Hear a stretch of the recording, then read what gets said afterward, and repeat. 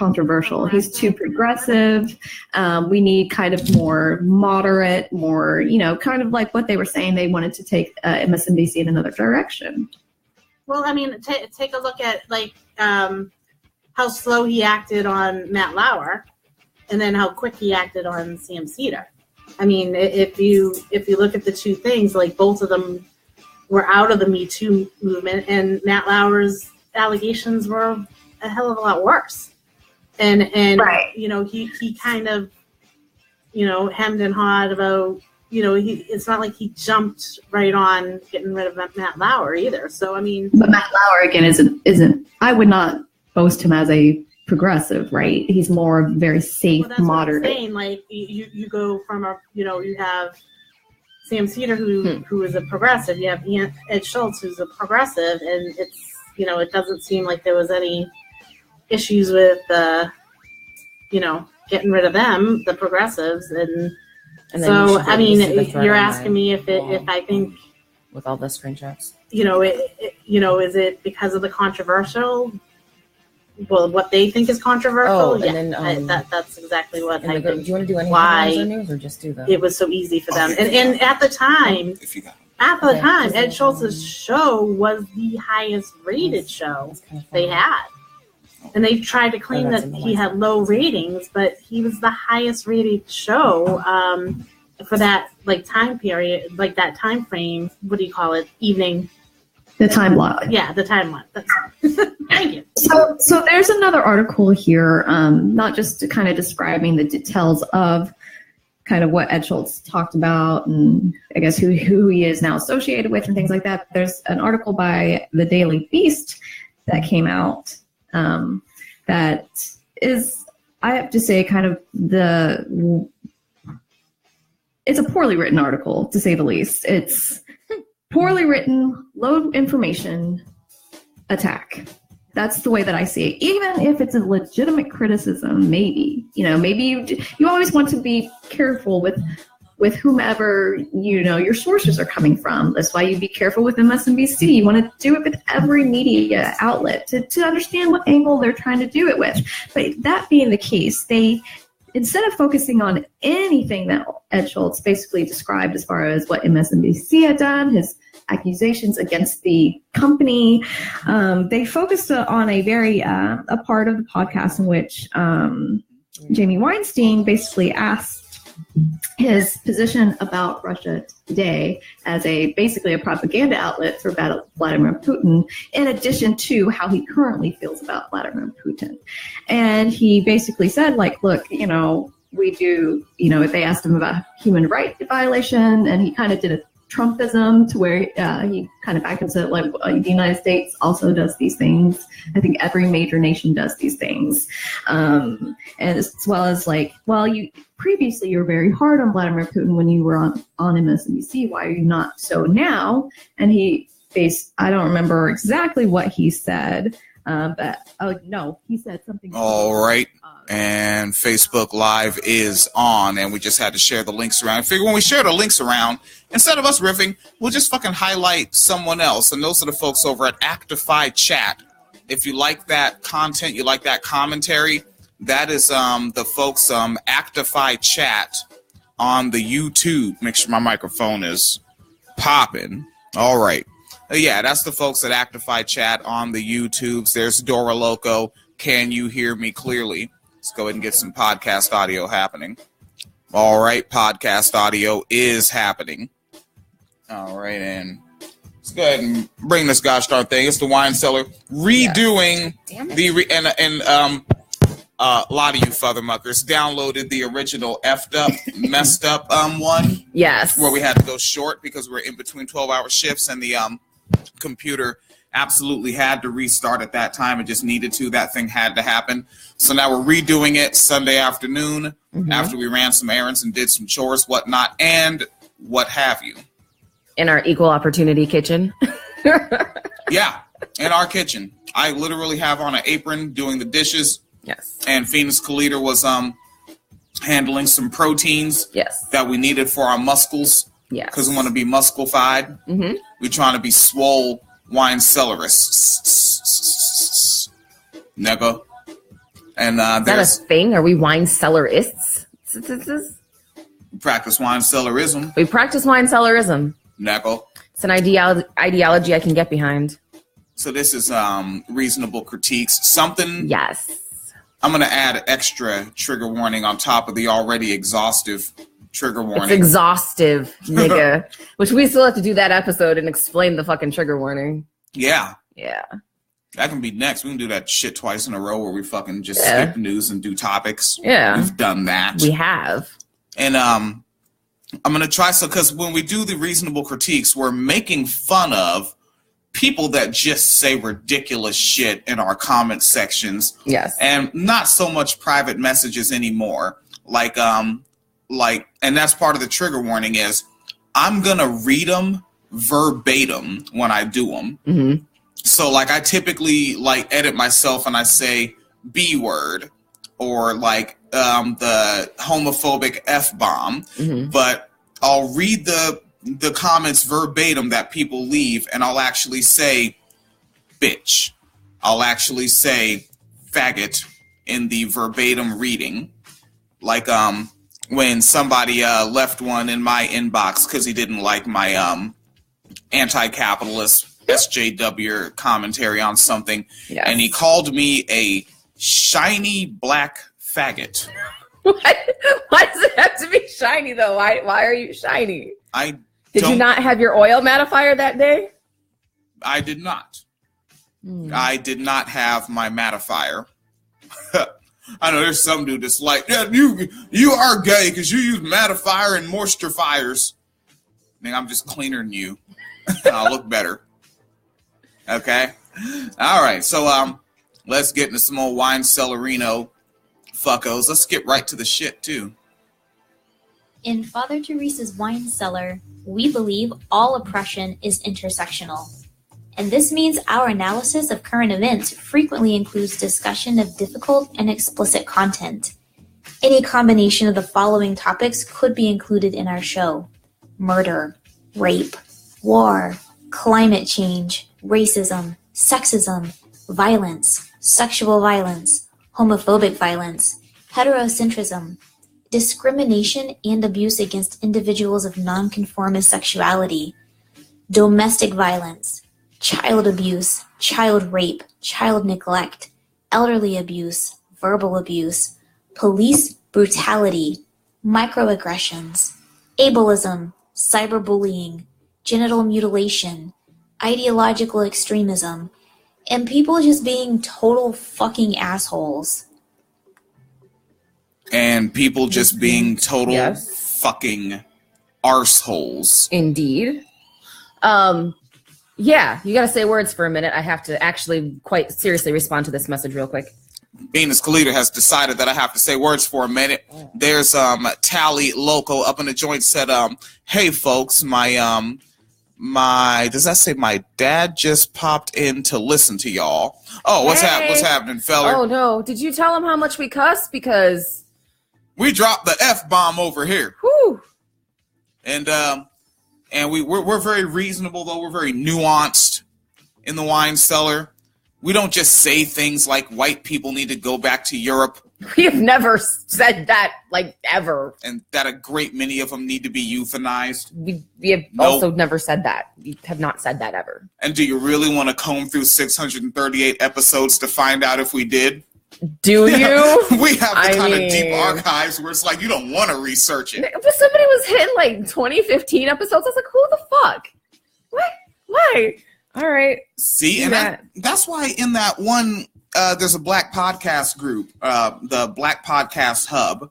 Rashani of the Single Simulcast is an administrator in there. Mm-hmm. And they had one where they're like, how many episodes have you done? What have you learned? Fuck, what do you learn? I'll just tell you what the deal is. And okay. You get your archives deep, and your archives matter more than your newest joints. Right. And because of that, there is a foggy area between clickbait and pointed titles that will catch searches, because that's where most of our hits come from, is Google searches. Mm-hmm. People are just searching something and they see a headline to one of our episodes and they're like, Well, clearly someone thinks Murs is full of shit. And that is the episode title. Yes. And it's some hip hop head that probably had a disagreement with Murs or thought something he said was interesting. And then they see something called the Black Podcast says Murs is full of shit. Mm-hmm. Let's go see what that is. Yes. Or I think we have one. It's something along the lines of Anita Sarkeesian versus intersectionality, some shit like that. Yeah, something like that, yeah. Yeah. Or it's like you just put those keywords in there because they fracking matter. Yes. All right. So this is reasonable critiques of the Wine Cellar. Reasonable critiques. I think we're going to do some news headlines first, right? News and headlines. All right. News and fine. Let's do. Why not both? That being said, yes, as it should come as no surprise to absolutely anyone, anti-abortion leader emerges as white nationalist. Hey. Didn't see it coming. We need you white ladies to pop out more white babies. Yes. That rhymed. I was a rapper now. Kristen Walker Hatton, former vice president of anti-abortion group New Wave Feminists. Woo! Yeah. I don't know how you run an abortion group that's called New Wave Feminists, but that had happened. Has spoken about the need for mainstream feminism to embrace women who oppose abortion rights. What? I don't know how this works. It doesn't work like this. There's a need for women to oppose abortion rights. Mm-hmm. Because you got to think about, what is one of the most fundamental things about being a woman? Not having rights. Right. So to advocate for womanhood, you got to advocate for taking away rights.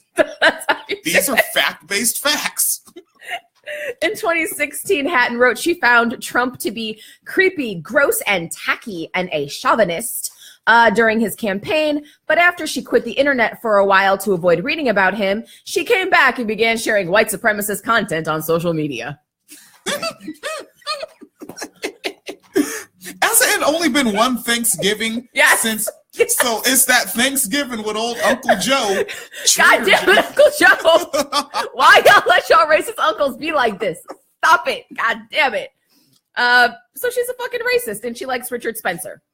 They'll probably have ugly white babies together. I don't fucking know. All right. I saw her face. I know what his face looks like. Those gonna be some ugly ass babies. So even when the doctor does the ultrasound, he just fucking kicks the machine over. It's bullshit. I quit. I didn't get a PhD to look at that.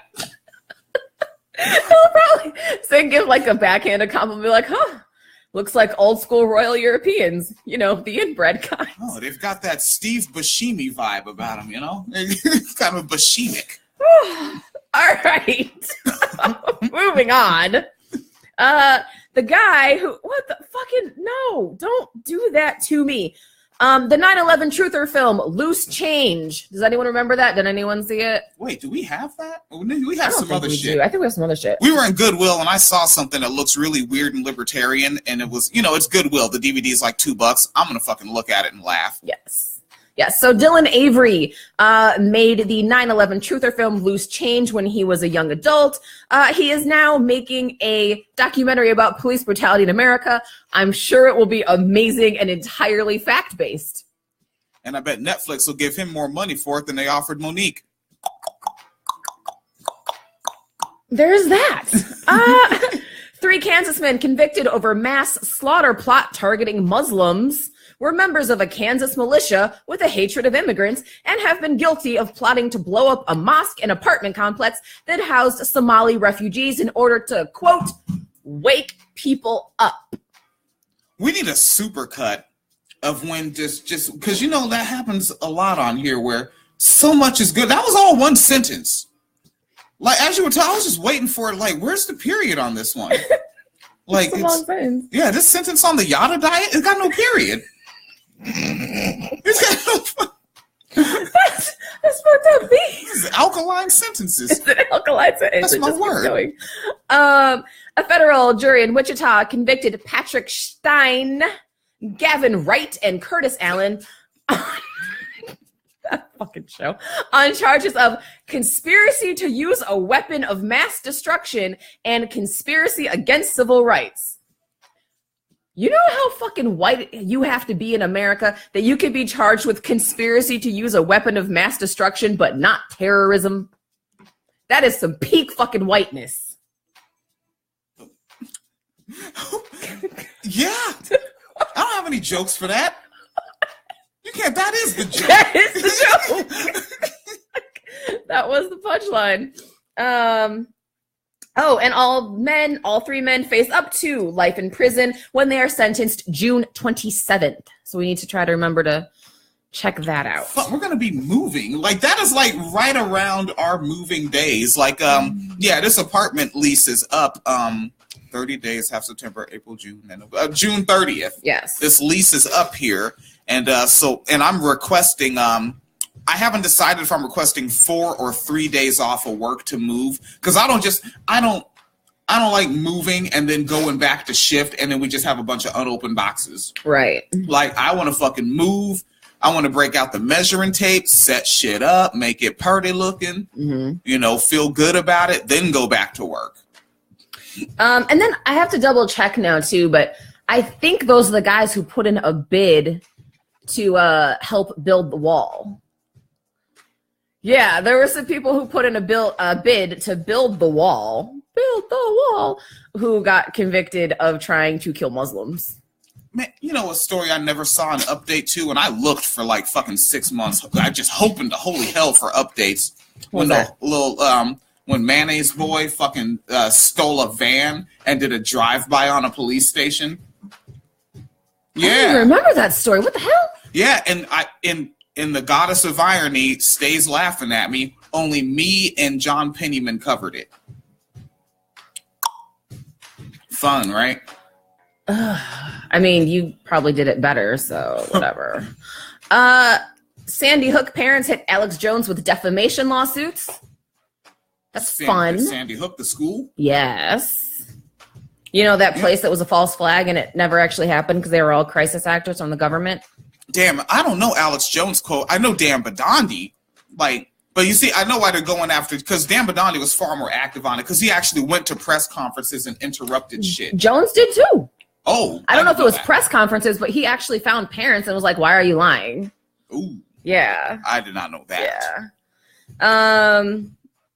So let's see. Lawyers for the parents say Jones' conspiracy theories, including the false assertion that parents of dead children are crisis actors, have led to death threats against them. Neil Heslin, the father of a 6-year-old killed during the shooting, filed the suit Monday, according to the Huffington Puffington. The Huffington Puffington Post. That's an old fucking set. Man, we gotta fucking after we're done going live, we need to go back and revamp the show notes and put in what punchlines we used so that our punchlines can be searchable. Yes. Because I want to find that episode because that shit was funny, man. Mm-hmm. Quote from Mark Bankston, the lawyer handling the cases for multiple parents. Even after these folks had to experience trauma, for the next 5 years, they were tormented by Alex Jones with vicious lies about them. And these lies were meant to convince his audience that Sandy Hook parents are frauds and have perpetrated a sinister lie on the American people. Bankston, the lawyer, is also involved in another defamation suit against Jones, representing a man who was incorrectly identified as the Parkland school shooter. It's almost like Alex Jones is not good with telling the truth. Huh. All right, file that paperwork, Bankston Hughes. Handle that. Yes. In actual quite serious news, which, as you know, sometimes we do the story behind the story, right? Yeah. So the actual story is a man named Mark Giannini is charged with raping a teen he met on a sugar daddy site. Memphis businessman Mark Giannini is charged with raping a 17-year-old he met on a dating website that is billed as the leading sugar daddy site. The teenager told investigators she met Giannini on seeking arrangement and that they were involved in a consensual sexual relationship for months, but eventually she felt threatened. Giannini was arrested. The 52-year-old is also charged in 2 additional pending rape cases. What do we say in the Wine Cellar? All rapists are serial rapists. The dating, and then this is the thing. They keep talking about the website and sex work and sugar babies and sugar daddies. Yeah. But here's the actual thing. She didn't get raped because she met him on that website is because he's a rapist and he rapes people a lot. Yeah. He was gonna rape anyway. Exactly. When you put him in prison, if he's stronger than his cellmate, he's gonna rape him. Yes. He's a rapist. He is. And then they keep talking about sex opportunists on websites. That's the bulk of this article. Sex opportunity. So Yes. So the swerve language is prostituted women and sex opportunists. Yes. So, I'm just going to read it. The dating website says sugar babies enjoy a life of luxury, being pampered with fine dinners, exotic trips, and allowances. In turn, sugar daddies or mamas find beautiful members to accompany them at all times. With her mother by her side this week, the 17-year-old told deputies she was in fear for her and her family's safety. Deputies received a tip from an anonymous caller who informed them about the relationship between Giannini and the minor, which led them to the victim. The teenager told deputies she and Giannini had had sex on multiple occasions and exchanged sexually explicit photos. The 17-year-old and her mother gave Shelby County deputies permission to search her iPhone for evidence of Giannini's behavior. Josette D'Epsenine, a spokesperson for Seeking Arrangement, said users can volunteer for background checks, but they're not required. Seeking Arrangement does offer third-party background checks, and we encourage our members to only date background-verified members. All members must be over 18 years of age to be on the site. The dating site warns about sex opportunists and financial opportunists and insists that it is not an escort service. All that, but then check out the next paragraph. Yeah. In April 2017, the 52-year-old was found not guilty on all charges in a related fourth rape case that stemmed from an incident at his home in 2014. Let's spend the whole fucking article talking about Seeking Arrangement and slide in that one little sentence. What, just one? That means we're covering all the facts, covering all the bases here. Covered all the bases in that one sentence. This is not anti-sex worker propaganda at all. And in 2017, he pled guilty to a felony drug charge and was sentenced to 4 years, but got credit for 2 years for time served. So he's been accused of rape, acquitted of rape, guilty on a drug charge, let out early, has 2 pending rape cases, and just raped somebody else. But 75% of this article is about the Seeking Arrangement website. And it's almost like there's propaganda at play, my friend. And for time served, so he basically got rape credit. Yeah. Said credit for time served. Basically, that nigga has good credit in the rape culture market. He does. Jesus Christ, that's a thing. Yeah. And then there's more quotes from people at Seeking Arrangement about their privacy and safety policies. One fucking sentence about him being a repeat rapist and getting acquitted for a previous case. But yeah, let's talk about Seeking Arrangement, because that's the important part of the story, my friends. That was the important part. Like, Seeking Arrangement, that's happening all the time, everywhere.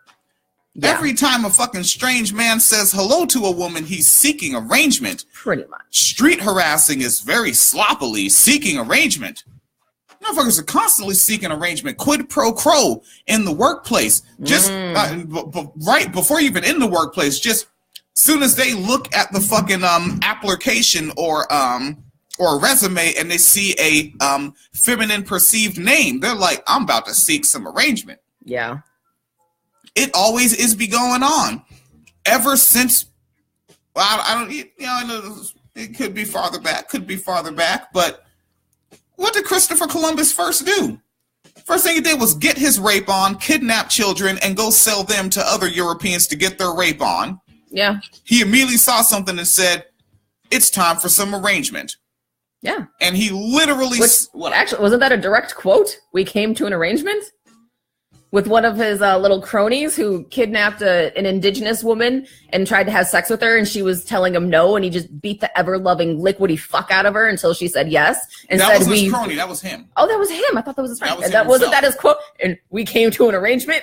And he actually said she, I think, became my personal whore. Mm-hmm. Yeah. Which, I mean, whore implies currency exchange. And consent. Yeah. Yeah. Jesus Christ. That's what's going on. Yeah. And, hey, you guys are bugging when you talk about rape culture. You know, it's what that fucker say on the Context of White Supremacy show. Black male misandry is the problem. Okay. All right. Well, keep that in mind as I tell you that a Florida man, this is not a funny Florida story. A Florida man has been sentenced to 330 years in prison after being convicted on child pornography charges for taking sex tourism trips to the Philippines and making videos of his sexual encounters with children and posting them online. Misandry, I'm sure, however, is the actual problem. Soft language. Sex tourism? Sex tourism. Pedophile rapist invader. Yeah. Call it what it is. Yeah. Damn. So, yeah, that's, but I guess upside 330 years in prison, so never getting out. You know, of course, this person is also, I think, what is it, like 52, I think? See, I don't even, hey, that's right. I think fucking, see, I'm on some ill shit. Like, and people be like, that's cruel and unusual punishment. Nigga, white supremacy is cruel and unusual existence. All right? So, I'm in favor of fucking tie that motherfucker up to some shit out in the public, force feed him through his belly button to keep him alive, and people just walk by and punch him in his fucking face whenever they feel like it. Punch him in his shit, put out cigarettes on him. Like, don't let that motherfucker just, like, he's basically going to a prison which is run by white supremacist guards and shit who are rapists just like him. Right. So he's basically going to be among friends. Colleagues. Yeah, friends, colleagues. There's the Aryan Brotherhood Nation and all that shit in there. Like, he's basically and he's already old. He's going to kick it for the rest of his life. Yeah. And rape some little skinny super predators that go in there. Pretty much. Like, it's no fun. There's no punishment happening at all. Okay. Yeah. What up? You want to make fun of some white people? Yeah, I that's one of my something I'm into. I just like this story because it's funny to me. Hero customer ambushes Waffle House killer and wrests away his assault style rifle. Assault style now. Assault style. It's just a style. So the fun thing to me though is that basically a white man took an AR-15 into a Waffle House and started shooting, and a big strong Negro man tackled him, took away his gun, and threw it away. That's fun, right? All it takes is a good guy with a gun. All it takes, or a hulked up super predator with his bare hands, depending on the situation.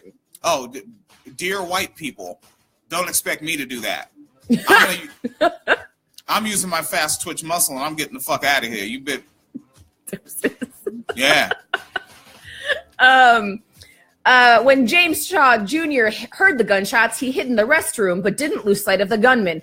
As soon as the shooter paused, Shaw ambushed him. The heroic act by a customer saved countless lives at a Nashville area Waffle House where a semi-nude gunman killed 4 people early Sunday morning.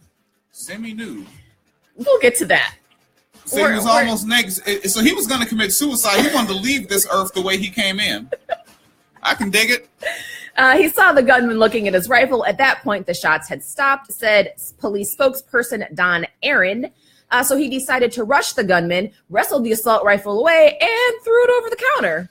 And at that point, the gunman fled. That's fun. Nigga, you couldn't catch him? Nigga wasn't trying to catch him. Nigga wasn't trying to catch him. I'll tell you. Now, dear white people, if I do some shit like that, I will not be one of those people that when I'm in the news, I say, hey, don't call me a hero. I'm just saying, no, I am the hero. I'm the most heroic motherfucker of all times.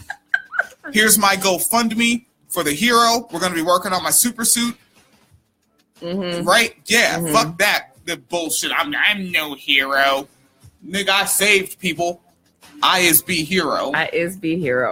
And the shooter's name is Travis Reinking, age 29, from Morton, Illinois.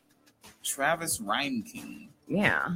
All right. Wait, what part of Illinois is that in? That's not that far from here. Oh, fuck. One of our neighbors. I probably called him a monkey.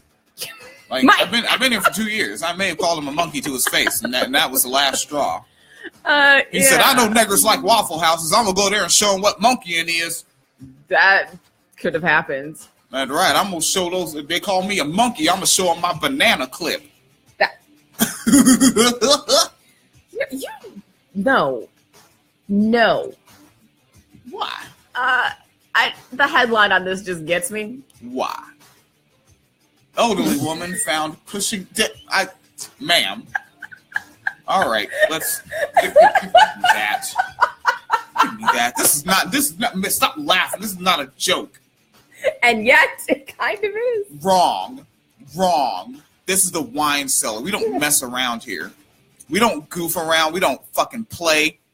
God damn it. Or do we? All right?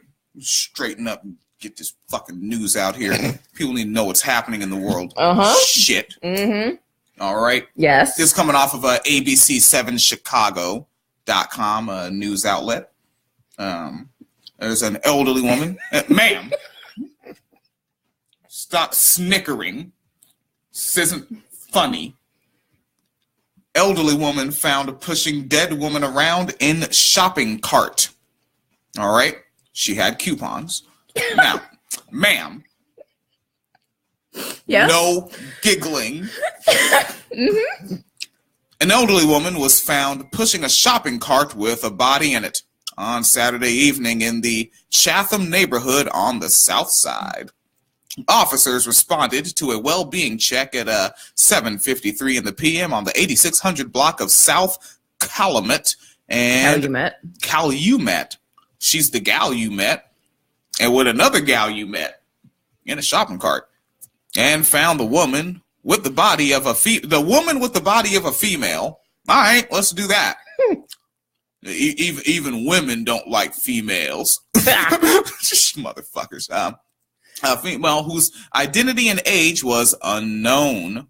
The woman was taken to the hospital for a mental health evaluation, and they originally reported that the deceased was male. So they're so obsessed with misgendering, they're misgendering cis people. Yeah, basically. Jesus Christ. Yeah. No further information was immediately available as police were conducting a death investigation. I can't even imagine pushing a dead body in a shopping cart. All right, let's do that. Hey, sometimes you really gotta shop till you drop. Well. All right. You mind your business. See that white boy? Jesus Christ. What? Can we get one facial hair on that thing? What is it? He looks weird. It's 16. They're all men. They're all white men. I'm not really They gonna smell. I'm not really gonna give a lot of commentary on this. I'm just gonna read it. This is obviously a tragedy because this young man killed somebody. However, what amuses me is the way that they wrote this. You would think this was a nigga. Ooh. Like, he got the nigga treatment in the media, for real. Damn, what he have? He must have had like Dead Press CDs or some shit. Some. All right, so the actual headline is Making a Murderer. What is Sean Mercer's family background? Who was his mother? And where is he in prison? Oh, shit. He got adopted by black people. Let me see this shit. Like, some shit went down, right? Shit. Yo, his phone was unlocked, and they found out he subscribes to this podcast. They said, oh, no, you little fuck. Who is Sean Mercer? What's his background? Mercer was a gun-obsessed 16-year-old and a leading member of the Crotchteth Youth Guns Gang, the CYG, cuz when he fatally shot Hrise Jones. Reese? That's that. Reese. Can I get a fucking vowel? Yeah, one. And I don't play that sometimes why shit. It's Reese. RHYS Jones. He hit Reese with a stray bullet from a battered World War I revolver. None of his intended targets was hit. Who wrote this? Who wrote? It's the sun.uk. Okay, yep. They talk different. They talk a little different. They don't know how to talk American like in the real proper good English. And they speak the Queen's English. She can die too. Fuck Nick, I've been waiting for like 20 years. She's like 150 years old. She probably fucking bathes in the blood of newborn black babies or something. I don't know what the fuck is happening. That's exactly it. And eats their hearts. Now, during his trial, Liverpool Crown Court heard that Mercer's Crocky crew was involved in a turf war. Damn, they really are talking some nigga shit. This shit sounds like a fucking SIBO album. The Crocky crew, the gun club, the turf war. Gun obsessed. And then it says, with a strand gang, aka the Naga Dogs. Just call them niggas. The NOGGADOGZ with the Naga Dog. Are these bloody chavs? Maybe. I don't know. Fucking chavs. From the neighboring Norris Green estate. It's still Britified. There had been more than 20 reports of shots from cars or bikes. God damn. This is a SIBO album. Right? Well, wait, yeah. What did Trey D say? Hang with motherfuckers wanted for all types of crimes. Put some little bitty niggas on their bikes with nines. 2 months before he shot Reese, Mr. Mercer, this nigger, had been seen purchasing a gun while riding on the back of a motorcycle in a rival gang's territory. He bought a gun from the back of a motorcycle. Shit is I'm telling you, y'all. I was like, is this Compton? What the fuck happened? Yeah, it is Compton. Compton proper. And on the day of the fatal shooting, he was under a 3-year ASBO, which what is that, like probation out there? So, yeah. ASBO for terrorizing security guards. How the fuck? They're supposed to be security, and you terrified them at a sports center. Probably soccer. Rugby. He is now caged in HMP Franklin, which is located in the North England in the county of Durham. The killing was dramatized on ITV in ITV show Little Boy Blue. And so what's his family background? Holy fuck. They went back to 1929 on these niggas? Yes. God damn. Right? He is a nigger for real. I was like, he looks so white in the picture, but this article is so different. All right. There is a history of murder in the family tree of Sean Mercer. In 1929, the great-grandfather of Sean Mercer slit his wife's throat. The man had accused his wife of having an affair and was hanged for his crime 2 months later. Was he hanged by other white people? Like, let's not pretend that also was not a murder. Motherfuckers. Sean's father was also involved in a high-profile shooting. A Sun investigation revealed Sean Mercer's mom was working as a prostitute during her son Sean's trial, selling sex on at least 2 occasions. Terrible. I mean, really, this just don't let this turn into a sex workers' rights segment. Wait, that kid's mother was a sex worker? Sean's mother, which is again with that nigga treatment, because that's not illegal over yonder. Oh, it's like they just fought that up because there's still sex work stigma, but she's not doing anything illegal.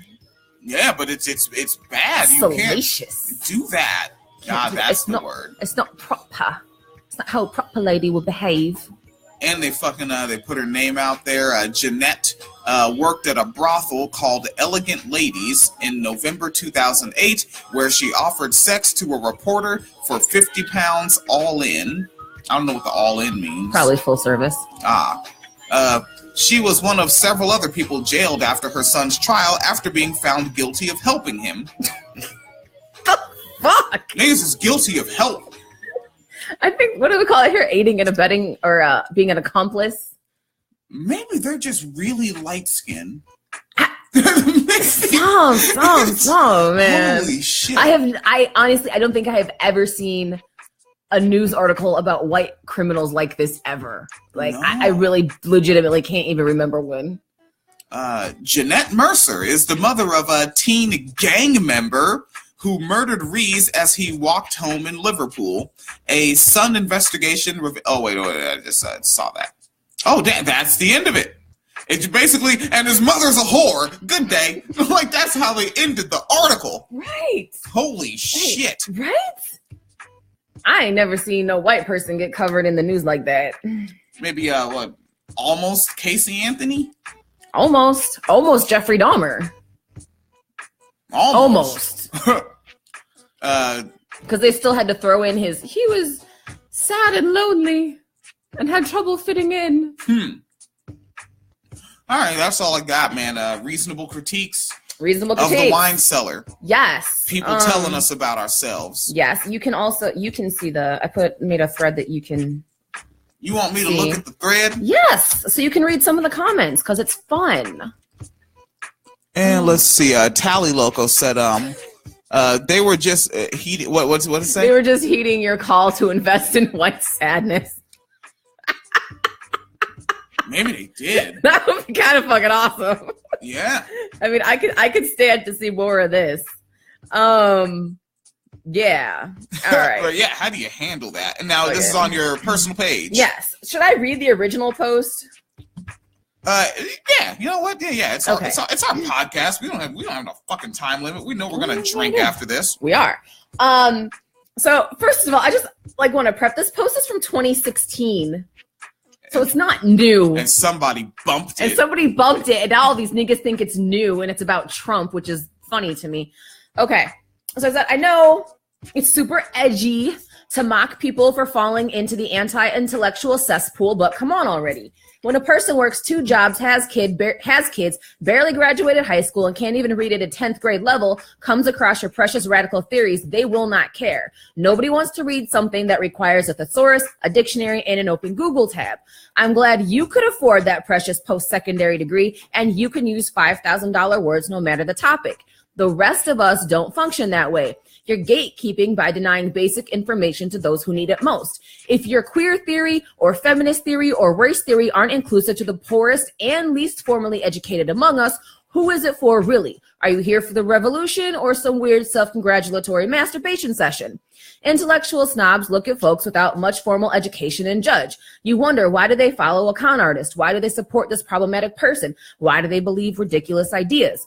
Because the snake oil salesman knows his audience and acts like one of the people, even if he secretly despises the people. He talks to people in a way that makes sense to them and makes the voiceless feel empowered and heard. Don't like it? Do better. You're not saving or empowering anyone from inside your academic ivory tower. Come down from your tower, Rapunzel, and put your work boots on. Being poor or not being able to access formal education doesn't make us undeserving of safety or a positive future. Liberation is not only for the highly educated or the wealthy. High school dropouts matter. College dropouts matter. Kids who never heard of Marx matter. People who were never taught the value of critical thinking matter. People who have never read Hooks or Davis matter. People who were never taught how to connect patterns, analyze society, or question authority matter.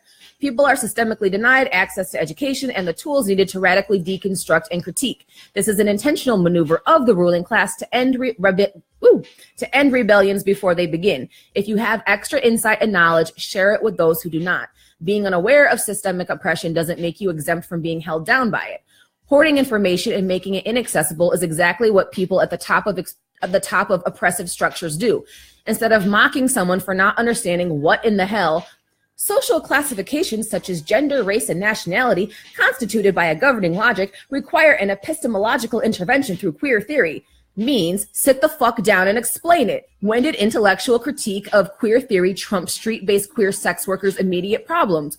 When did critical race theory trump 64,000 missing Black women and girls in real life? When did intense discussions about Marxist feminism become more relevant than 1 in 3 kids not having food at dinner time? Stop the intellectual masturbation and take your theories into the real world and talk to those who need help more than they need your intellectual superiority and smugness. Remember, if it's not accessible to the poor, it is not revolutionary. That was the post.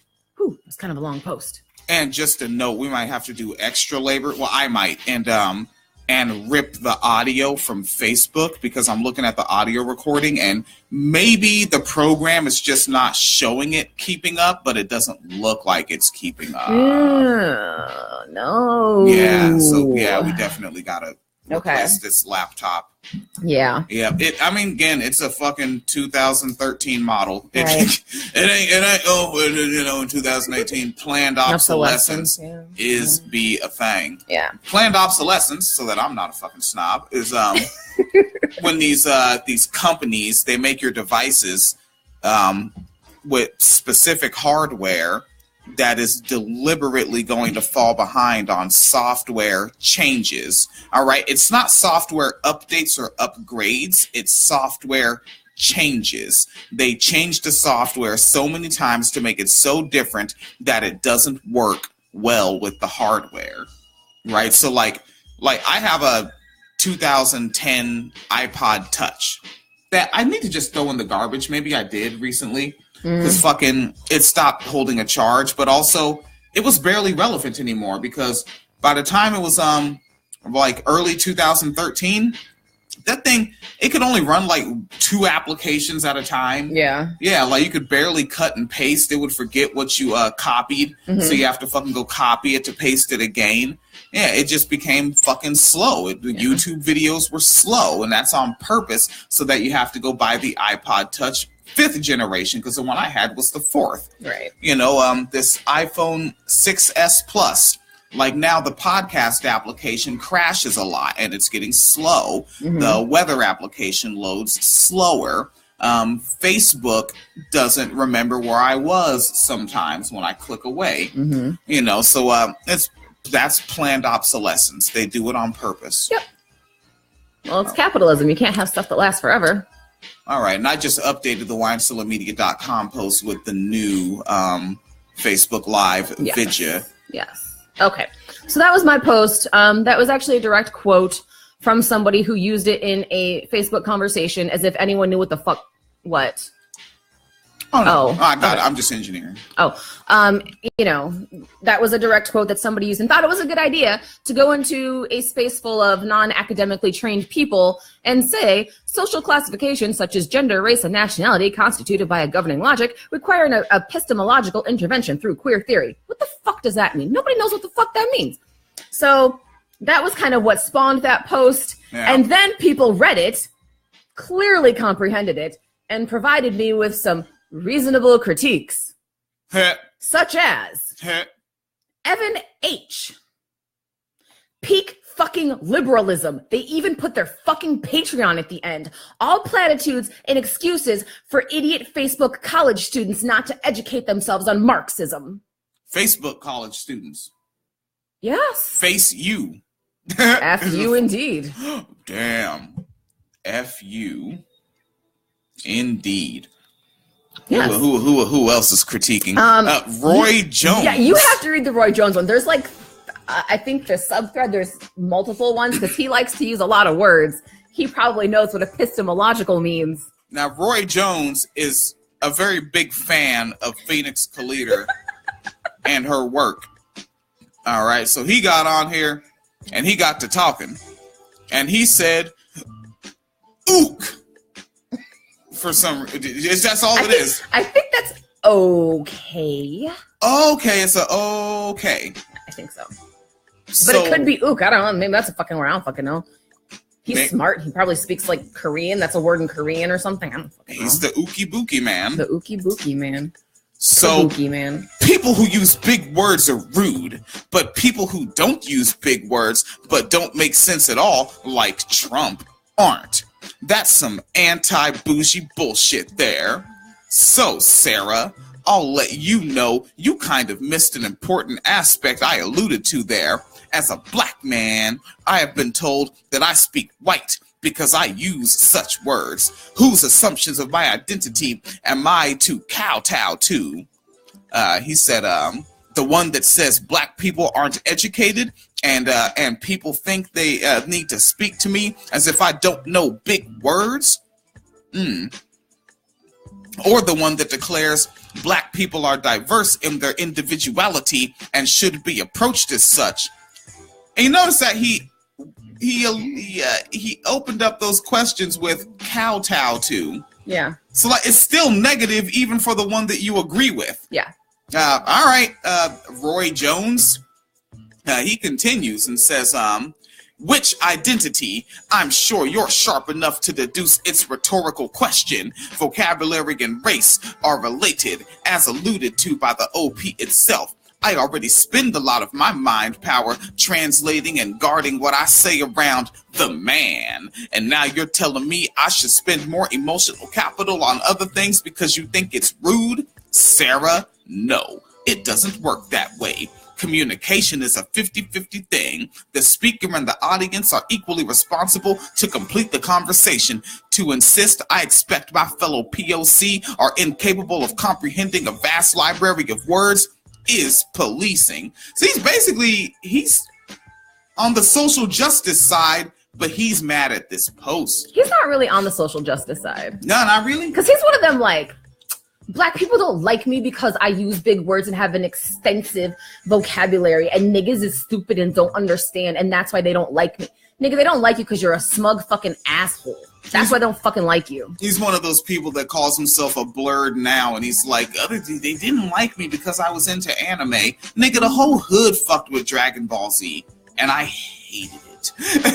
Like, and that's the thing. And I was the one that was, kind of like the nerd with the way my biological mother brought me up. I was kind of the fucking, the kind of outsider coming in dorky one. Mm-hmm. But all them niggas fucked with Dragon Ball Z heavy. Them niggas fucked with Sailor Moon. Yeah, a lot of people. Yeah. Yeah. Them niggas fucked with all niggas. Like, I saw niggas like 15, 16-year-olds with fucking, like photo album books.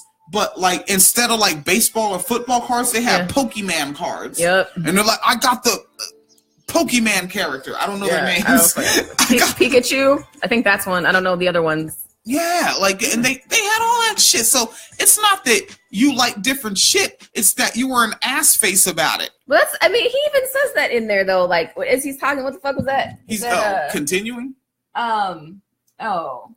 He said something about like, I should expend more emotional labor. Yeah. No. It's like, so basically you're telling people I'm too good to talk to you. Like you're not worth the labor of effective communication. No wonder everybody hates your ass. And what's the labor in less syllables?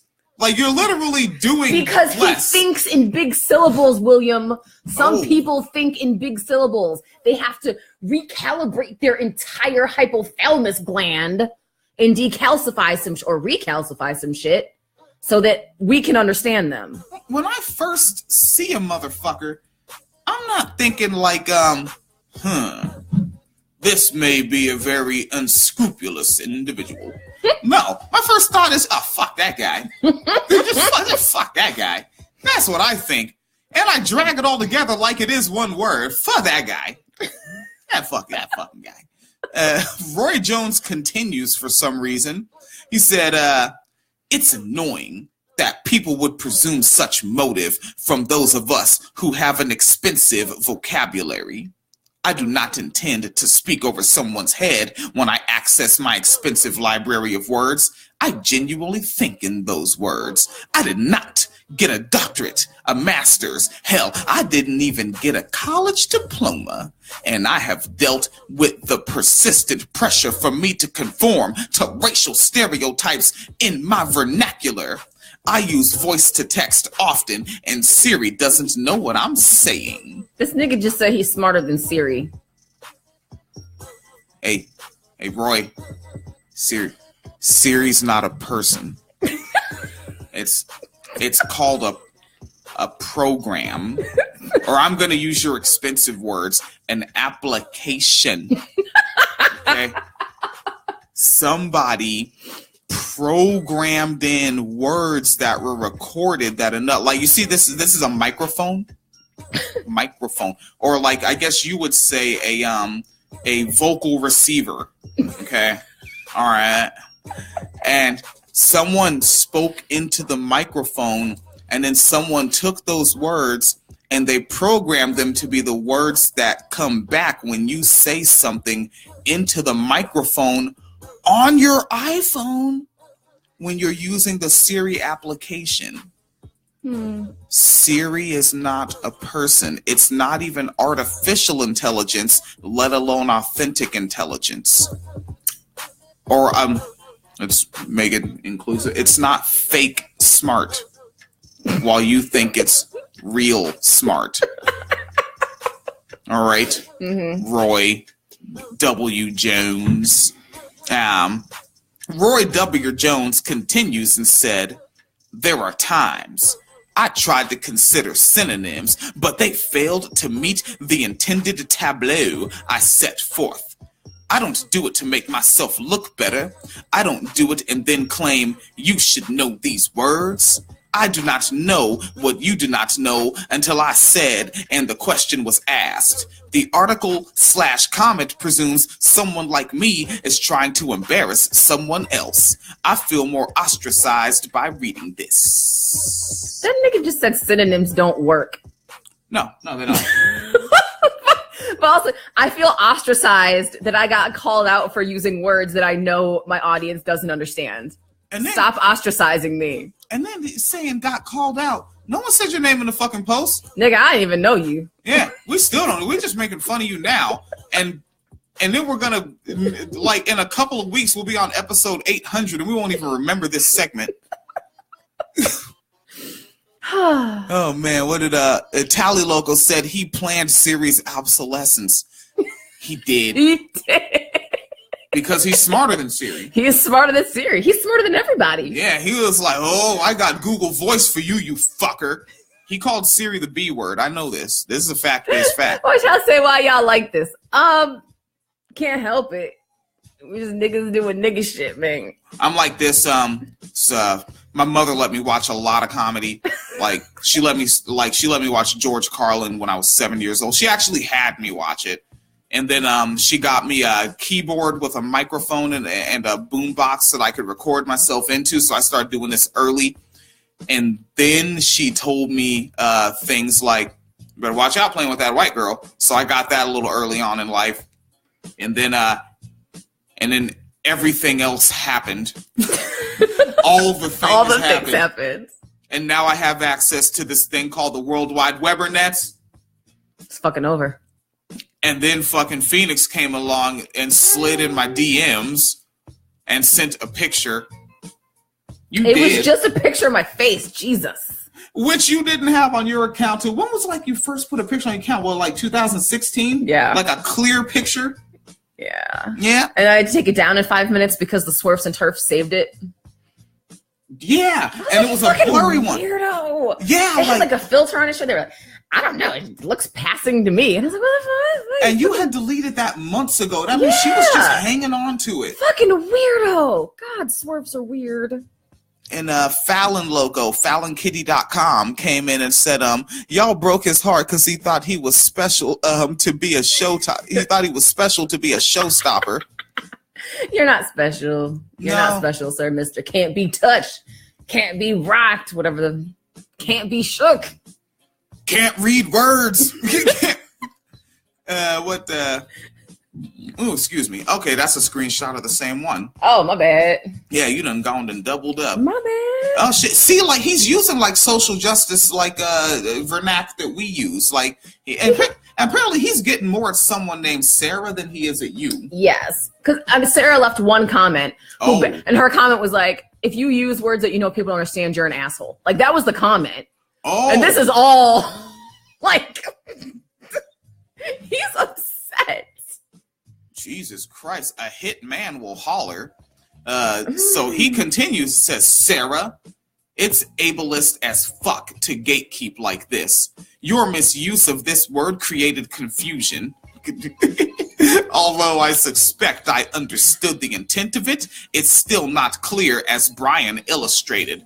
I'm not pointing this out to insult you. I'm pointing this out because it illuminates a point I was making. Although you pride yourself on being able to use more basic words, your misuse of those words, you do know, prevented the intended understanding. How was my usage of $5 words worse than your verbal misstep? It wasn't verbal, she typed it. How come you're using words wrong? I guarantee you this nigga listened to the cows. The cows don't say ableist. No, Sarah said it was ableist, and he's making fun of her, saying she misused the word. She didn't actually. Oh, is he being snarky when he says ableist as fuck to gatekeep like that? That might be snarky. No, that was Sarah's quote. Was you're being ableist as fuck to gatekeep like this? Oh, okay. So Sarah. So when he said, "All right, I'm on board now." Yes. So this is another one. So this is Sarah saying, "Yeah, wow, nah, Roy, you're an ass." And then he responded to her saying that as, and you're trying to determine how a black man should talk because you think it's too pretentious for one to be well varied in synonyms or diversity. Wait, it's pretentious to be well varied in synonyms? But he just said synonyms don't work. He did. Stop gaslighting yourself, Roy. Stop gaslighting us, Roy. Yeah, or you're an asshole. You're asslighting. What is Fallon Matthew, FallonKitty.com in the comments section said, this might be the basis of his career, to be honest. He's thinking he can, you read, he's thinking he can mine social justice jargon for goodies, invade spaces, and dollop his CV for grants and brownie points. And Fallon said, what is with these ashy black academics? He's not a black academic, Fallon. He never even graduated from college. Obviously. Yeah, he ain't got no fin. He just knows these words because he decided to know them. And he spoke them into existence. And that's why they're words now. That's why they're words now. That's why synonyms don't work. He hasn't spoken the synonyms into existence yet. Blam. He had to speak the synonyms into existence. This is outstanding. He continues, there are certain words that have specific connotations which are important to utilize in a conversation. For me to have to use more simplistic language to appease your sense of communication is astounding. The discussion from the original post should be about knowing your audience, not an argument for people to fear communicating in a way that they are more comfortable to say big words are for assholes. It should say be mindful of your audience. That's what the OP did say. And then he put the WSJUs. Yeah. Well. Oh, so that's coming up. Yes. And then I like the next one. That one's funny to me. So now he's responding to someone named Tyrell and said, is this a copy paster? Yeah. And he said, I am a poet, a script writer, a story forger. I have a high WPM and the propensity to be redundant for emphasis and analogy. How the fuck you be redundant for emphasis? And analogy? Because he doesn't use metaphors, nigga. What the fuck are you analogous to, nigga? He doesn't use metaphors, that's why. What? This is what happens when I post things on the internet. This is what happens to me. All right, let me bring that whole thing back. Mm-hmm. Tyrell said this is a copy paste. This motherfucker, Roy Jones, said, I am a poet, a script writer, a story forger. I have a high words per minute.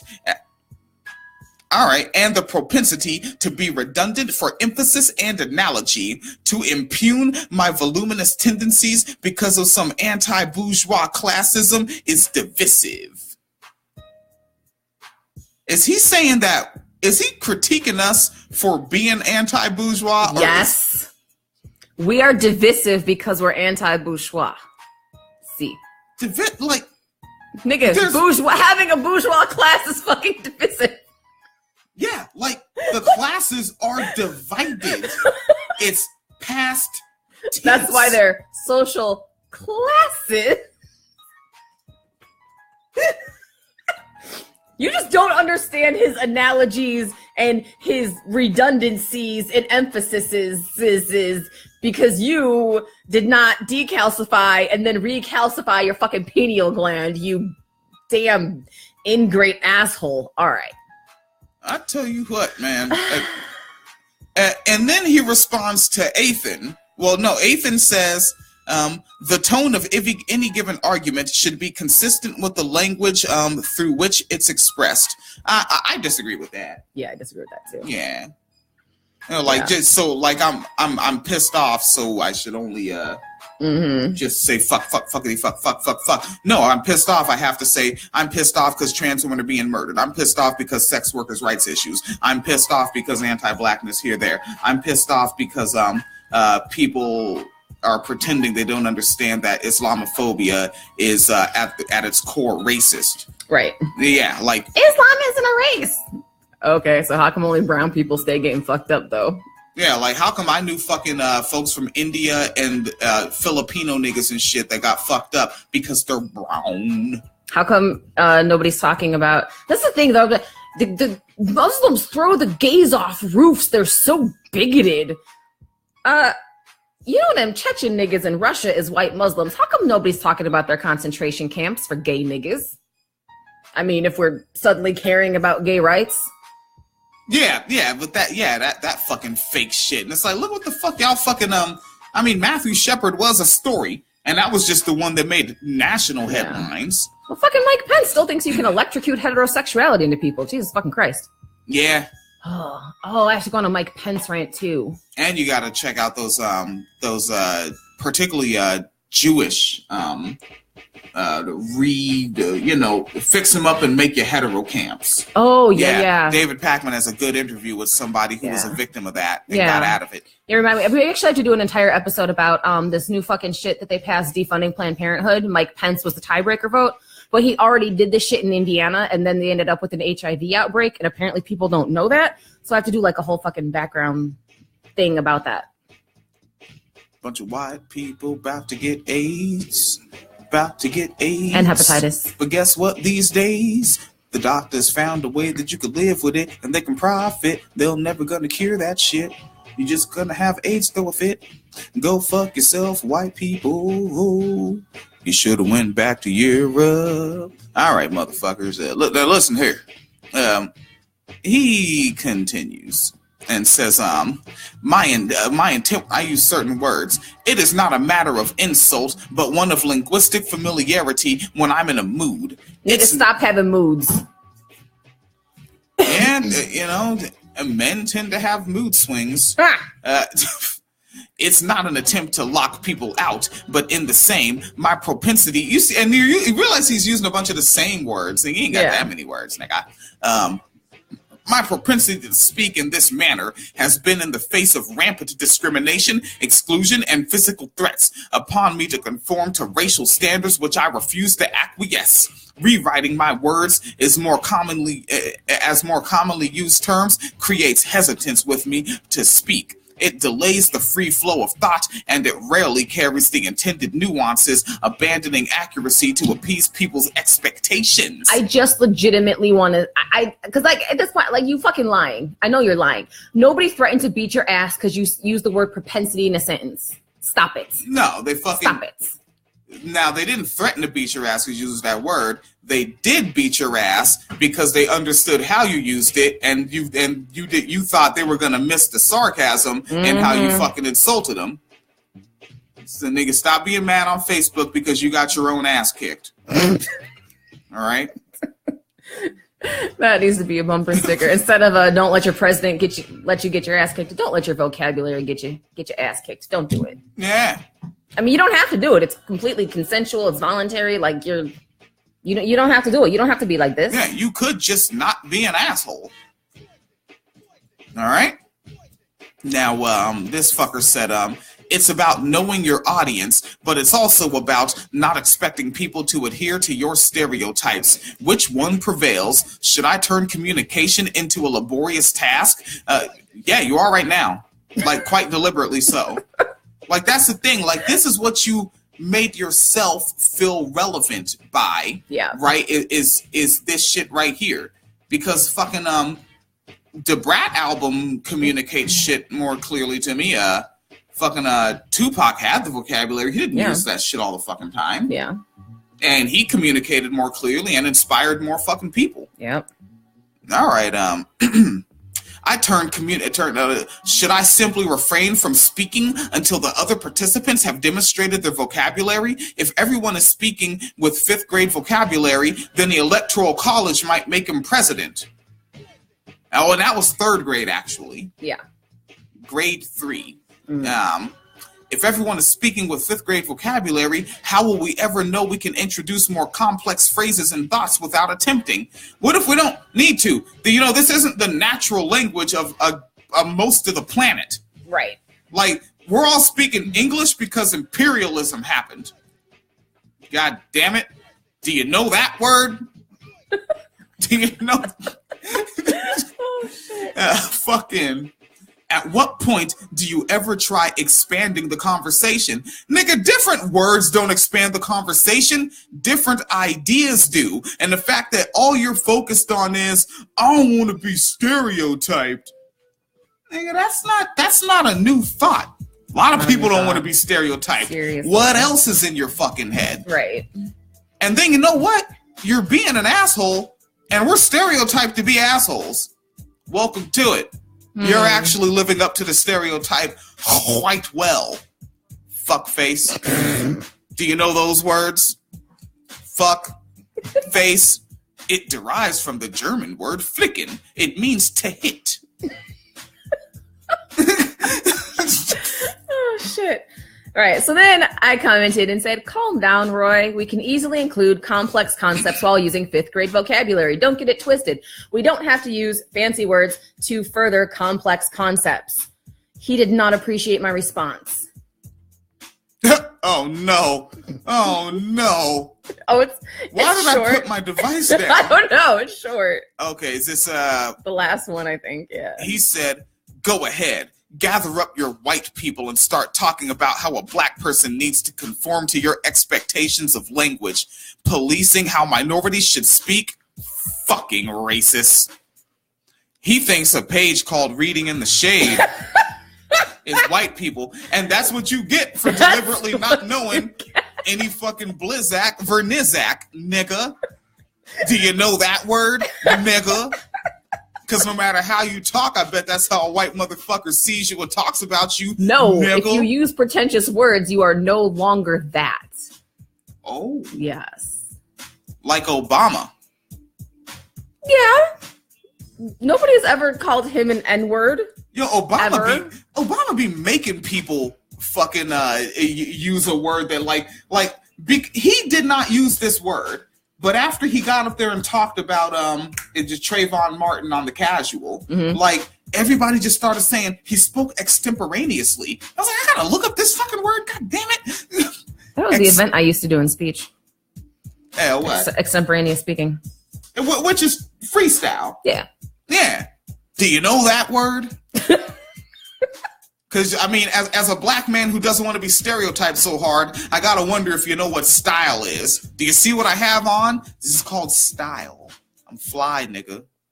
All right. This nigga Cameron Loco came up in the joint and said, throw the whole post away. That's Carmen, nigga. Carmen? Damn. Yeah, you gotta blow up the screen with that glaucoma. Yeah, and then, you know what? I should clean my glasses. Probably need new ones. Yeah. Yeah. And then Allison McGuire came in with a reasonable critique. Oh, come on. The tone is completely judgmental and divisive. I'm tired of bullshit posts where people want to point out how woke they are by pointing out how out of touch the rest of us are with the common man. It's pure finger pointing and self-aggrandizement. How's that for a $5,000 word? Don't we have more important things to work on together? That was... Together, nigga, you just came in dissing niggas. Point. Like, why do we want to work with you now? You're a fucking ass face. But it's like me. It makes posts saying, don't use academic words and make your information and education inaccessible to other people. That's an asshole move. Well, you're being divisive. Shouldn't we be working together? Niggas can't work with you if they don't know what the fuck you're talking about. How about that?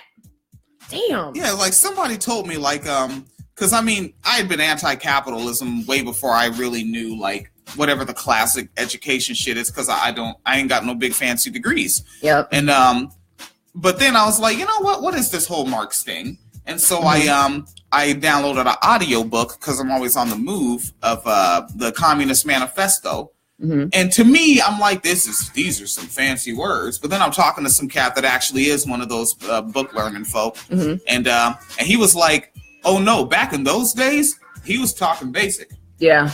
Yeah, like made it accessible, and look at that, people are still talking about it today. Holy shit. Hey. Whoa.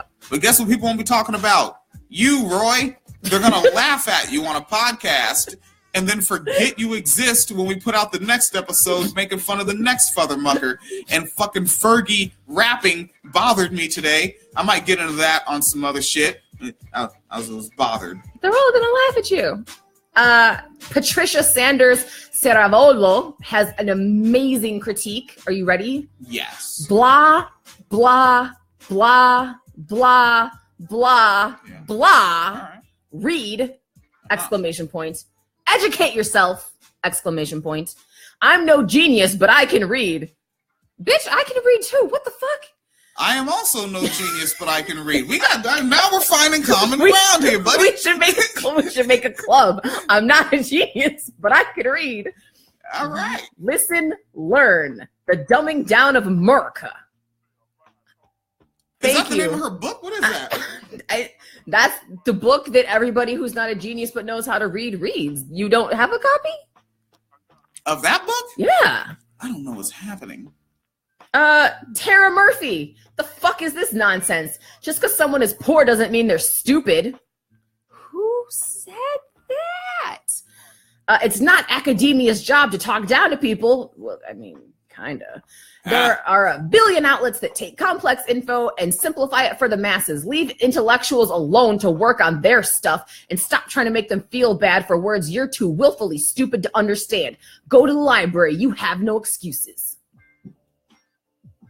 It seems like people didn't really get the point of the post. And also, it's like your post. You like it. If I didn't know you, I'd read it as somebody informed and smart wrote this. But they're responding to you like you don't know shit. Like a stupid, which is interesting because half the criticism goes from you're using some pretty big words here yourself for complaining about people using big words. Where that part where you used the quote and you made it clear that you were quoting someone. That part. So it's like, how am I? Which is also the thing. Like I'm writing to the people using the big words. Like that's the conversation. But then I'm also stupid and don't go to the library. And then Emerald Aaron Cavness. I'm self-educated. There's no excuse. Ignorance just leads to problems. Maybe I'm an intellectual snob, but when people who refuse to learn things call you stupid for something you know is true because they refuse to do their own research, you tend to lean towards not hating people, but the uneducated ignorance. That was all one sentence with no punctuation. Wait a second. Self-educated? Yeah. So you were the professor that already had the knowledge. Yes. But you also didn't have the knowledge. So you, the professor that had the knowledge, taught yourself that didn't have the knowledge. You know what? Schrodinger's academic. Woo! There you have it. Read a book or study on your own time. We have Google. Oh, okay. Google, cool, bro. What the fuck? Starina Johnson. Bullshit. People tried in a multitude of ways to get through to Trump supporters, including using their own language. They still chose to vote for him. Who? What? What people? Where? Which ones? What the fuck does this have to do with Trump? This was written 2 years ago. Yeah, but I saw it now, therefore it's new. Everything that I see didn't happen until I saw it.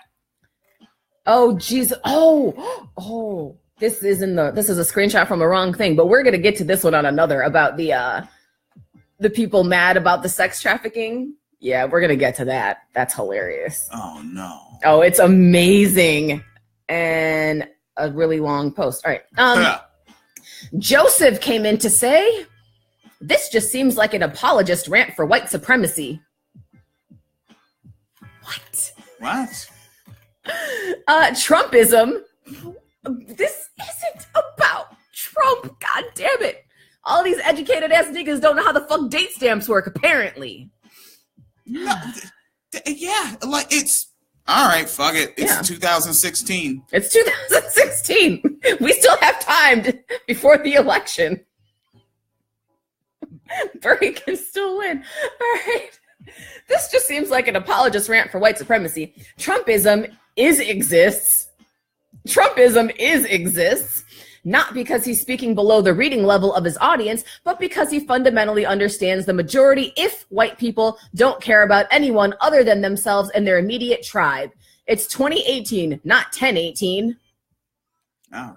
Now check this out. More reasonable critiques from a whole other place. Oh, shit. We have a page on the Facebooks called Social Dissonance, a Critical Analysis of Justice. Yes. Now, what makes pages grow is interaction in comment sections because it keeps posts bumped in news feeds.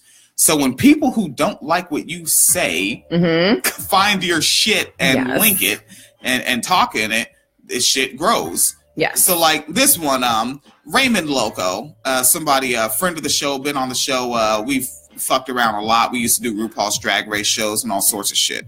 And he quoted me from a really old show. And he said, this is a quote from me.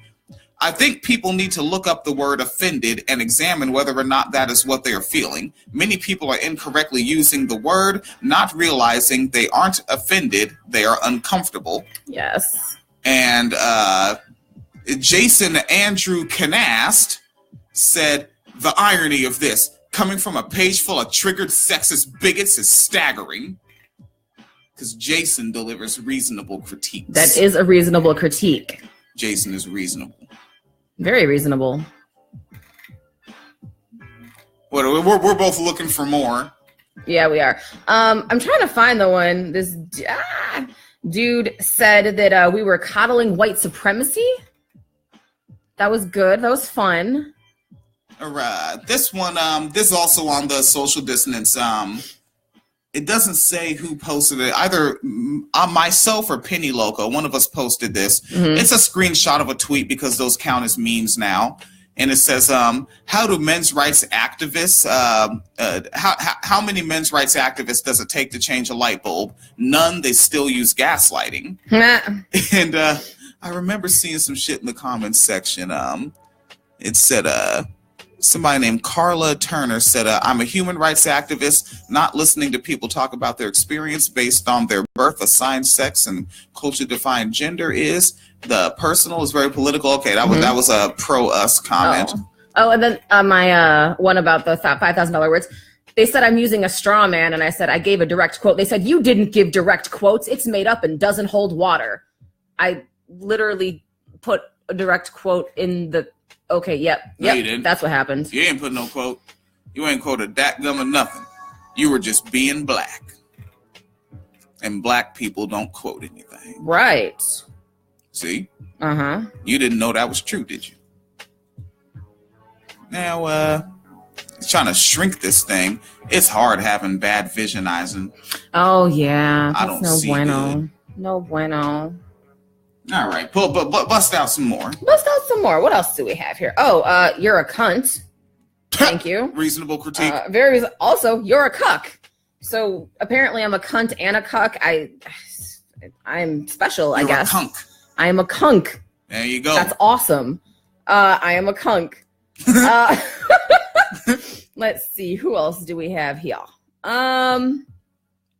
Oh wow, some white man who said a bunch of words, like too many words. Like, biggest paragraphs, please. Please. All right. Let's see. Savannah Lee comes in with a hot take. People aren't allowed to discuss intellectual topics because some people are too lazy and retarded to understand. The internet is available to everyone. You obviously have it if you shitpost every day. I've never even considered college, but most of the world's knowledge is literally at our fingertips. Laugh my ass off. They said shitpost every day. Like, if you look back on the timeline of that page, that's like, is that like the first post? That might be like one of like the first 3 or 4 posts on that page. It wasn't one of the first, but it was rather early. It was rather early. Yeah. Let's see. Who is this? Junior Valentine. Ignorance is ignorance. Wake the fuck up and read. There's another one coming from the men's rights activist joke. Oh, there's more? There's more. No. Because then Audrey comes in and says, okay, I'll be sending folks to the literacy classes you're teaching since you're so passionate. I'm sure you want to make it accessible, right? And Junior says, send him to the library. It's all there. Oh, he doesn't actually want to help? How sad. Tally Mitchell said, what's a cuck? The term comes from a type of bird where like the male birds, I mean, like a lot of species, they're, fighting over who's going to breed and keep the bloodline going. Evolution just told them to do that. Mm-hmm.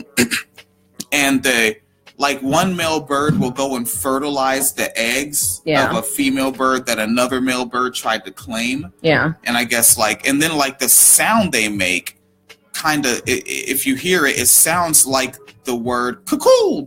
Cuckoo is the sound they make. And then so cisgender heterosexual men started using that as an insult for like if the woman that you are romantically connected to engages in a sexual interaction with another man, and then you stay with her. Oh yeah, you know what? Yeah. And then like it becomes like a big pornography thing, and then it's like an interracial pornography thing, especially with like internet pornography going into high-speed internet in the early 2000s, and and then of course, like who's going to be the most obsessed with that is white men, you know, and then as this alt-right, as they call themselves now, starts to come up, that becomes one of their insults that they use. So like if you're a liberal, you're associating with the blacks, you're kowtowing to the blacks, you're like that pornography film I saw, you're a cuckold, and then they just, monosyllabic out of it and call it cuck. Right. And so that's how that became just a very modern, heavily used insult. Yeah, fun stuff. I listen to NPR. Which I think like one of the things about that pornography in particular is not just that it's interracial and it's always a black man with a white woman who's attached to another white man, is that a lot of those scenes involve the white man like knowing she's cheating or being in the room and watching it. You know, like it's like the emphasis is on like it's shameful for him because he sees it happening or he knows it's happening. So that's like there's like that extra level of humiliation added to it. So it's like extra embarrassing to be called a cuck, which is weird because we don't actually know the marital statuses or the relationship statuses of all these people who are being called cucks. But okay, let's just go with it. Yeah, and then this probably this may be like my internalized homophobia here, right? Because like those video clips, like you might not be ready because you're like, all right. You know, this fella and this here woman lady, you know, cisgender hetero folks, they're getting it on. Everybody's having a good time. And then the white man will just kind of throw himself in there and begin filleting the black man. You're like, what happened? This was not in the description. Not in the description. Yeah. That needs to be like a whole fucking, that maybe it could be like an After Dark episode of like every time I started watching a porn and what the fuck happened was not in the description and I wasn't fucking ready for it. I needed a content warning to tell me that was coming. Yeah, and I think like that may be my internal homophobia there hanging out still that makes it like so jarring to myself. Like, hey, whoa, hey, young man, you didn't even ask first. Oh, that's just heavy consent culture. You know, or let's get even more fun. Like, because again, like you're just typing this stuff in, trying to find something, you know, because it's like, ooh, naked people having sex, awesome. Right. And it's my second computer, and I didn't know the word twink. Oh, okay. And like, and it sounds like a fem word. It's one syllable, and I'm thinking twink. What is that like? Skinny women? I don't know. Let's check it out. And you know, and this is when you don't have a preview. Right. So you just, it's like a 45-minute download. So you're like, I'll go get something to eat. Yeah. I'm back. All right, it's time for some twinking. Let's see what's happening. And you press play. And there's not even like a lead up to it. They're like halfway done for your going. And it doesn't, it looks violent. It's like, you're going to hurt that young man. You better stop it. You better stop it right now, sir. They're just going after it like the young man was is sitting on the older feller. Yeah. Like, and they're both like facing forward. Yeah. And like bouncing so hard. And you're like, the anus is really small. You got to take it easy, Chief. That's a little hole. You know? It's hilarious to me that your first thought isn't like, oh my God, it's gay. It's like, oh, is he okay? Yeah. Hurt that young fella like that. Shit. Hell, it's only his freshman year. Shit. I mean, Carmen, as I'm tapping out, I wasn't ready. Yeah, I don't know. Oh, here we go. And I'm a leftist supporter of the people saying this, not some alt-right piece of trash just out here to thrash PC intellectualism to further a repulsive agenda. Your PC intellectualism is garbage. I can't tell if that person's right wing or left wing. I think they're a right winger. A lot of right wingers have been commenting because I'm getting these like, go the fuck back to Africa, or like the yeah, like it's gotten to a point where somebody told somebody about it. So now I'm like getting all the just like generic racist bullshit. It's not my fault you spent time listening to rap music instead of going to school. Like, what? I should check and see if it got shared to one of those anti-SJW groups. Oh, it might have. Yeah, I'm in 2 of those groups, so I can see when they share our shit. Like, that's how when Penny Loco put up that I think it was about the national anthem post and taking a knee, and like it got shared to one of those groups, and that's what pushed the page like from 9,000 followers to 12,000 followers like in 2 days. Yeah. Let me see. And then in the cat chat space, Carmen Loco said broke wing. And Tally Loco said, now I know about some twinks. Yum. Yeah. And like later on, I start to learn more. I'm watching like the Logo Station and reading blogs and whatnot. And come to find out that they get the term twink from, it's short for Twinkie, because you're not pursuing them for like a real nutritious, if you will, satisfying relationship. Yeah. It's just sweet and unfulfilling, and it's not good for you. But then again, it's like you're objectifying the fuck out of them. You're not good for them. Go fuck yourself. Fuck you. You're funny. Yeah, I don't know. Tally says exhaustive cuck warning. That's funny. Warning. Yes. Enrico Mestaceza. Yeah. You dipshits are never happy. Would death make you happy? Maybe you should try being Ann Hero. Ann Hero? Yes. I'll be Ann Hero. Okay. Sandwich? What the fuck is he talking about? Next, they'll be telling us lack of athletic ability is not a reason to deny someone a spot at the Olympics. Okay. Really? Is that's what we're about to say? I get the hyperbole. But Jesus Christ. It's fun. They're disagreeing for the sake of disagreeing. Well, they're also disagreeing with like ignoring the actual quote that was used, which was, let me see, I've got it in here somewhere. Again, the quote that triggered the post was, social classifications such as gender, race, and nationality constituted by a governing logic require an epistemological intervention through queer theory. And all these people are like, you're just being stupid and not educate Google.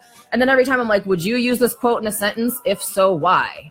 And they're all like, no, I wouldn't say that. I'm like, so you don't actually disagree with the post. You didn't even fucking read the post. You read the first 3 lines and got in your fucking feelings, really, is what happens. Yeah. They read the first 3 lines and got in their feelings? Yes. Should we do another news story? Let me see what I got. You got one while I try to find this one from Social Dissonance. We're fucking casual on Sunday. Yeah, it's casual Sunday, nigga. What have I got here? There is a recall of, I think, all romaine lettuce. Throw it out. E. coli outbreak is happening. That's a thing. Yeah. Wait, did they say like what farm? Or did let me see. Brand name? Yeah, let's see. This one says all romaine lettuce. Let's see when protect yourself and your family. This past Wednesday, news of people getting sick after eating romaine lettuce contaminated with E. coli prompted a CDC advisory. The CDC has been searching for the cause of E. coli outbreaks since April 10th. Holy shit! Okay. Shit. All chopped romaine lettuce from the Yuma, Arizona region. So it's not even a brand. It's anywhere from Arizona. Arizona. Ain't Arizona one of them states where you can't be regulating them to get in front of the rats? The rats. We got to be right about our rats. Jesus. Which is like that whole we don't need government regulation. It kills jobs. Well, apparently when you don't have it, it kills people. Hi. How about that? All right, but then more jobs open up. But then more jobs open up. They're creating jobs by killing the workers. Let's see if this says, I'm not even seeing brands. It's just literally anything that might have possibly come from Arizona, throw it the fuck out. Shit. And apparently, this fucked up, B. Yeah. You know how they found out that it had E. coli? Huh. Because 8 inmates in Alaska got sick. Shit from Arizona's going all the way to Alaska? Yeah, and prisoners got sick. All right, so apparently there's 8 people sick in Nome, Alaska in a prison and 53 people in 16 other states. 31 have been hospitalized. 5 people have developed kidney failure. Okay. I was watching something where a prison in Alaska, there were some transgender inmates, and it's a cis men's prison. Yes. And I think it's like 4 to 6 of them, and they let them be like in like safety like segregation units. I mean, it's prison. It's fucked up, but I found it interesting that they were doing that. That they're definitely not progressive, but okay. Sorry. Last thing I'll say about the E. coli thing. So the reason that they're not naming brands, I just read, is because the labels don't typically say where it came from, so they don't have a way to identify if it came from Arizona or not. So if you have any romaine lettuce at all, just throw it the fuck out. Ooh. Yeah, so that's why they're not naming brands specifically. So no lettuce, y'all, particularly romaine. All right, what the heck else is going on? I don't know. Why you don't be knowing? The Democratic Party is suing Russia. The country? Yes. Or are they suing? How the fuck do you sue across national? It doesn't matter. It doesn't fucking matter. So they're just doing it. We're suing Russia. Fuck it.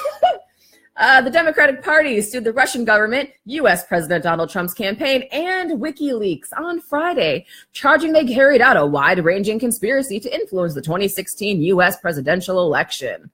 The federal lawsuit in Manhattan, in its federal lawsuit in Manhattan, the DNC, Democratic National Committee, said that top officials in Trump's campaign conspired with the Russian government and its military spy agency to hurt Democratic presidential nominee Hillary Clinton and tilt the election to Trump by hacking Democratic Party computers. The lawsuit alleges Trump's campaign, quote, gleefully welcomed Russia's help in the 2016 election and accuses it of being in a, quote, racketeering enterprise that worked in tandem with Moscow.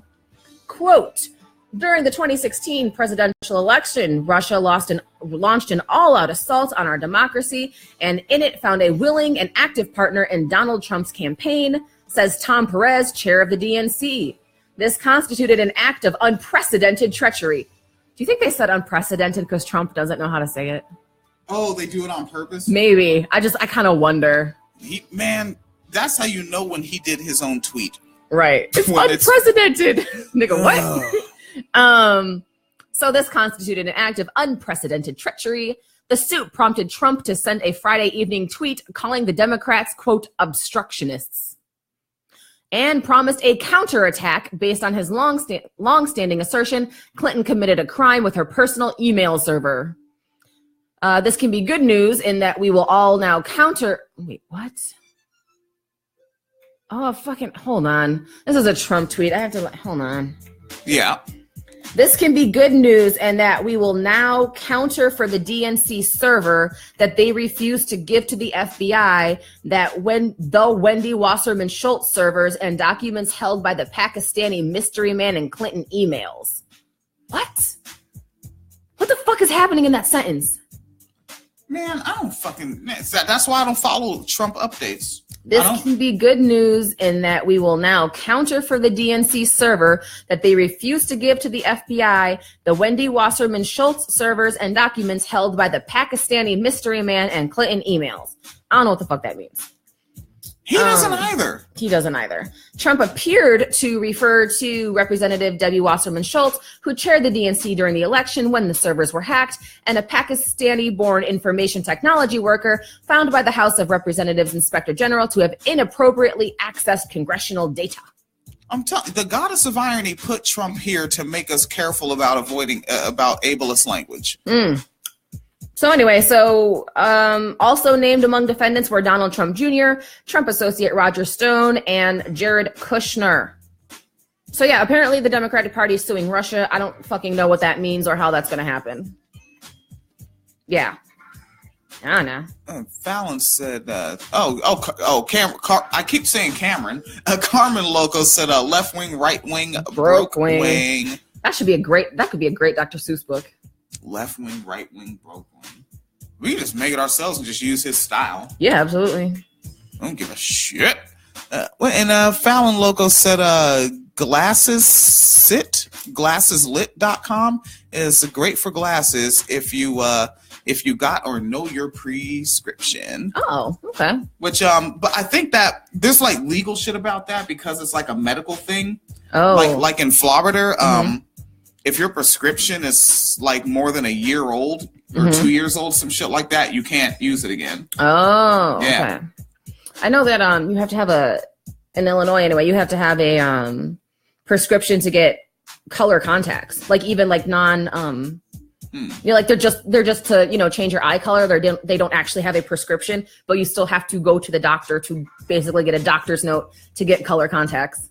Because I wanted to do that one year for Halloween and I couldn't do it. Damn, so what doctors donated to what politicians that voted for that nonsense? Right. I'm like, but it doesn't even have a prescription. It's just to change your eye color. And it wasn't even like, it was like fucking like purple or some shit. Like it wasn't even, it was very clearly for costuming purposes. I mean, if you follow that to the logical end, you need a prescription for sunglasses to drive a car because the windshield is glass and you have to look through it. You need a prescription for everything. If you're going to look out the window of your house, you need a prescription or you can't fucking see. That is bull schnarg. Well, I work in a factory. We wear goggles. We should have to get a prescription to wear our goggles. Yes. Like, it's just bullshit. There's some slick ass fucking eye doctors that bought some politicians. I have my doubts of people having integrity. Fallon Loco said, for glasses lit, you just enter the prescription when you order the glasses. They don't actually check or anything. It's like buying clothes. It's like eBay for glasses. They're wild, wild west in it. Okay. Oh, man. All right, well, net neutrality is all the way gone. We're going to lose glasses lit. We're going to lose a lot of things. I think it's more important to get Phoenix her prescription first. You got to get Phoenix Kalita her glasses so that she could put them on her face and wear them. But then I guess we have to get you 2 pairs because we got to get you like prescription sunglasses. Maybe. For when you're driving your vehicular. Maybe. We'll see. You do. It's safe to use glasses while driving. It's actually pretty neat. We're going to start running over bicycle riders. All right. Only the white ones. Jesus. Yeah. All right. You feel good about this episode? I feel pretty good about it. All right. It's an hour and 41 minutes, a lot longer than the 15-minute original, which yes. I'll leave the Facebook Live up of that on the winecellarmedia.com page. But as far as the podcast audio goes, I'm going to go in Blog Talk Radio and delete that one and leave this one up. And then I got to find out what went wrong with the audio while we were recording this. Okay? Okay. Patreon.com/winecellarmediafund. PayPal.me/Phoenix and William.